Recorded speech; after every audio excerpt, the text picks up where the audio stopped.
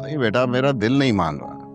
मैं अपनी बेटी को इस हालत में छोड़ के कैसे जा सकता? अब्बू, दिल तो मेरा भी नहीं कर रहा, लेकिन क्या करें, मजबूरी है ना। हॉस्पिटल वाले रहने नहीं देंगे। आप हमारे साथ चले हमारे घर। चलिए, इसी बहाने अपनी बेटी का नया घर देख लीजिएगा और नजर भी रखिएगा कि कहीं फिर गुम ना हो जाए। प्लीज अब्बू, आइए ना घर पे। सोनिया ने बहुत अच्छा सेटअप किया, आपको बहुत खुशी होगी देखकर। क्या बेटा, मैं चलता हूँ मगर रुकूंगा नहीं रात। मुझे कैब करा देना बाप से। बिल्कुल भी नहीं, मैं आपको कहीं नहीं जाने दूंगी। आज रात आप हमारे साथ ही रहेंगे।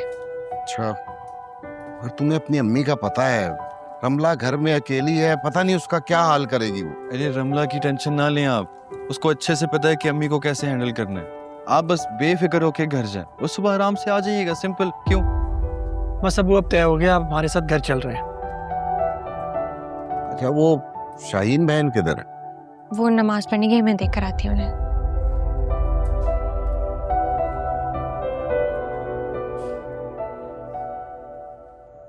मैं ये कह रहा था, तुम दोनों अकेले घर में क्या करोगे? चलो मेरे साथ ही चलो घर पे। नहीं भाईजान, हम दोनों रह लेंगे यहाँ, और वैसे भी नियाज हुसैन आते ही होंगे। हॉस्पिटल में कोई रुकने नहीं देगा उन्हें। अरे अजीब आदमी है ये। अगर उसे आना ही था तो हमारे साथ आया था। अब अकेले रिक्शे में धक्के खाता हुआ आएगा। क्या कह सकती हूँ मैं उन्हें तो शौक है ऐसी हरकतें करके अपनी अहमियत बढ़ाने का, और फिर हमेशा से नुकसान ही उठाया है। अच्छा, मैं काम करता हूँ, मैं नियाज हुसैन को कॉल करके देख लेता हूँ, पूछता हूँ कि उससे क्या प्रोग्राम है उसका। अगर तो वो घर आ रहा है तो फिर ठीक है, और अगर वो नहीं आ रहा है तो तुम दोनों अपना सामान बांधो और मेरे साथ चल के मेरे घर पे रहो। नहीं भाईजान, मैं उस घर में नहीं जाऊंगी। वहीं हुआ है सब कुछ मेरी बेटी के साथ, मैं हरगिज नहीं जाऊंगी। तुम घर तो चलो मेरे साथ, दोनों माँ बेटे को तुम्हारे सामने लाके खड़ा कर दूंगा, फिर जो तुम्हारा दिल चाहे उनसे पूछ लेना तफसील से। रहने दे भाईजान, मेरी बच्ची का जो नुकसान होना था सो हो गया। मैं मजीद कोई तमाशा नहीं लगाना चाहती। ठीक होके तानिया को उसी घर में वापस जाना है। भाभी उसकी सास होंगी ना। मैं ऐसा नहीं चाहूंगी कि मेरी बच्ची की राह में मजीद कांटे बिखरे। लेकिन फिर भी मैं कह रहा हूँ वो। नहीं भाईजान, प्लीज जिद मत करें। मैं और रमला यहाँ रह लेंगे, आप बस मेरा वादा याद रखिएगा। तानिया को उस हॉस्पिटल से और वो भाभी की दोस्त वो डॉक्टर फरहत के चुंगल से आपने निकालना है उसे, प्लीज। क्योंकि जब तक मेरी बेटी उस हॉस्पिटल में है ना, मैं चैन से नहीं रह पाऊंगी। अच्छा ठीक है,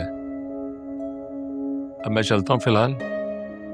तुम अंदर से दरवाजा बंद कर लेना, और जब नियाज हुसैन आए तो मुझे इन्फॉर्म जरूर करना। उस वक्त तक परेशान होऊंगा मैं। ठीक है? ठीक है भाईजान, वो जैसे ही आएंगे मैं आपको इत्तला दे दूंगी। चलो ठीक है, अल्लाह की मान में दी, अपना ख्याल रखना। जी भाईजान।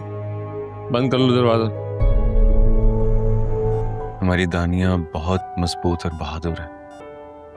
तुम देखना, इस मुसीबत का सामना भी वो बहुत सब्र और तहम्मुल से कर लेगी।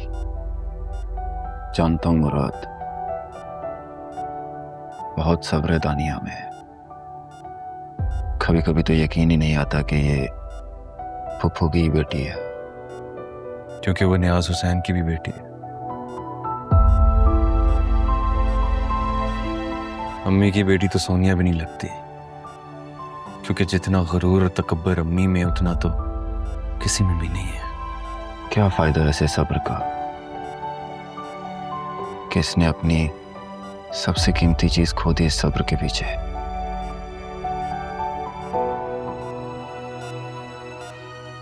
जो चला गया वो हमारा था ही नहीं, जो हमारा है उसको बचाना है हमने, और ये हमारी अपनी है।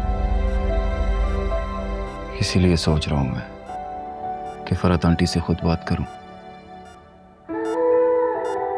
अगर दानिया के फर्दर टेस्ट की जरूरत है या किसी और डॉक्टर को बुलाना है तो हम बुलवा लेते हैं। तुम ये सब क्यों कह रहे हो?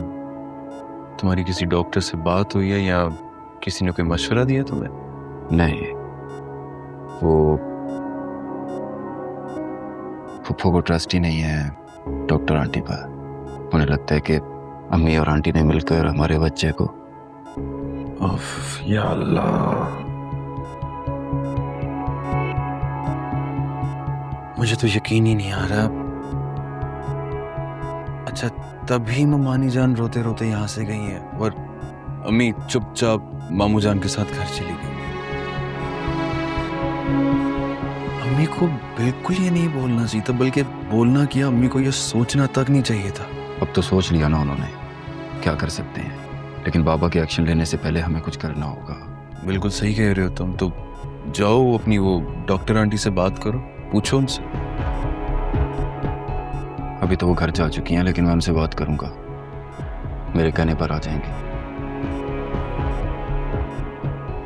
चलो सही है। अरे इस सारी टेंशन में तुम्हें एक बात बताना भूल गया। हाँ हाँ बताओ। अभी थोड़ी देर पहले सोनिया और अरबाज आए थे शाहीन आंटी के साथ। क्या अरबाज मिल गया? चलो शुक्र है यार, शुक्र है। उसे कैसे पता चला कि हम लोग हॉस्पिटल में हैं? तुम्हारे घर कॉल की थी उसने, मेरे ख्याल से मेड ने उठाई होगी। चलो शुक्र है उनका तो कुछ पता चला। बस अब दुआ करो अल्लाह ताला ये मसला भी हल कर दे।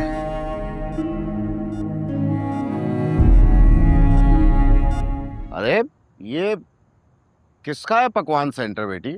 ये S A Sonia Arbaaz catering आपकी बेटी का है। ये क्या तुम चला रही हो? नहीं अब्बू, मैं नहीं, हम सब चला रहे हैं।